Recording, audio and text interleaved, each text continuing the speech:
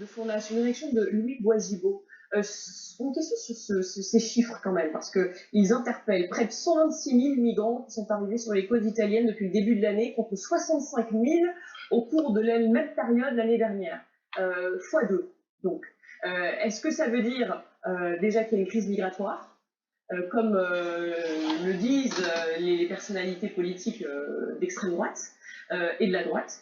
Et est-ce que ça veut dire aussi que ces mouvements-là, il faut aussi accepter qu'ils vont peut-être perdurer et sur le long terme, et qu'il va falloir qu'on mette des solutions, puisqu'on ne peut pas être dans le déni, quoi. Oui, donc il y a certainement une crise. Alors, moi, en étant basé, si vous voulez, à Sfax, j'ai pu voir un petit peu la réalité de ce flux.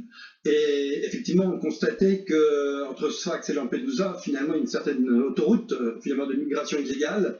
Et cette autoroute s'est plutôt développée donc récemment, et c'est bien évidemment assez inquiétant.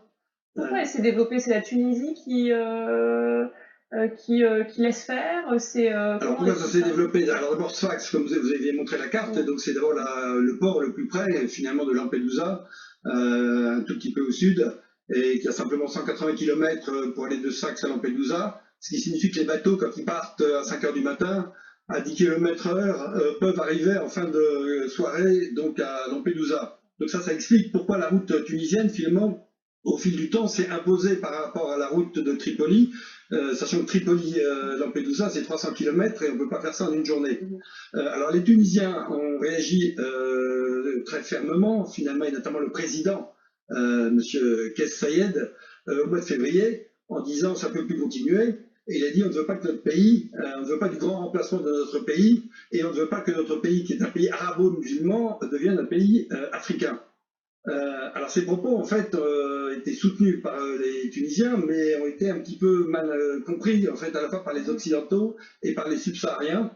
Et à partir de là, la situation s'est un petit peu compliquée, en tout cas à Sfax. La Tunisie, à qui l'Union européenne a donné des sous pour qu'elle s'arrange pour faire en sorte que, voilà, que les migrants ne partent pas. Oui, mais le problème est assez complexe parce que les Tunisiens ne sont pas prêts à donner notamment un permis de travail à ces migrants, ou alors mais même à ceux qui restent pendant plusieurs années la nationalité tunisienne. Et donc finalement, ce propos de grand remplacement, certains Occidentaux ont dit tiens, c'est quand même curieux parce que s'il y a 50 000 migrants en Tunisie sur 11 millions d'habitants, finalement c'est quand même un tout petit pourcentage.